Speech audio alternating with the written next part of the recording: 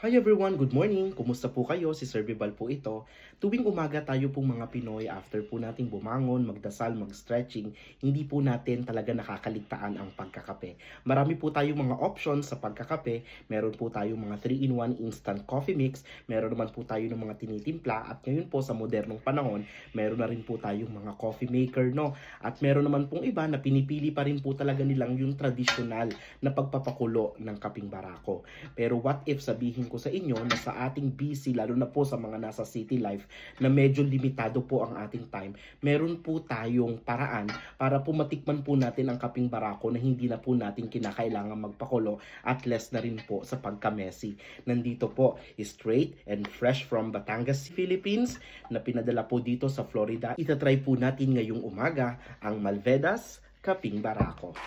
Buksan natin. So, to keep it fresh po, naka-ziplock po ito. So, ito po ay Barako Premium Medium Dark Roast. Ayan, para po siyang tsaa. Nasa tea bag.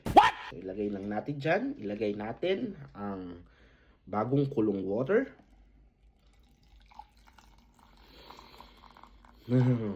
Diba? Yung aroma agad, no? So, amoy na amoy, ang bango. Amoy Pilipinas. Wow! Hayaan po natin lang siya.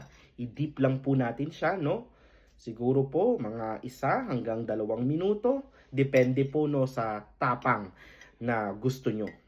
Gusto natin yung matapang, yung kaya tayong ipaglaban.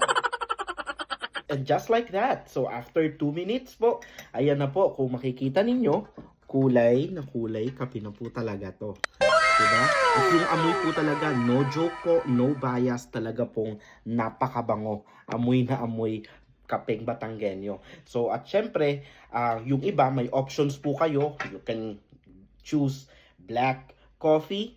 Pwede na po yan. Pero this time, gusto natin ng medyo konting tamis, no? So, instead na sugar, ang lagay na lang natin is konting creamer. Timplahin lang natin. Ready na.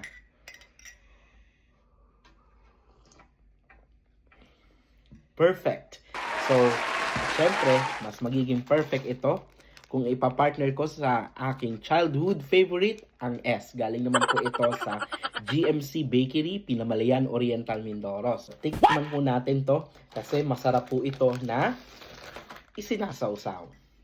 Bakit po ba S ang tawag? Kasi meron po siyang para nung letter S na tatak na pula. O, diba? Kahit nasa Florida kami, ramdam na ramdam namin na nasa Pilipinas kami.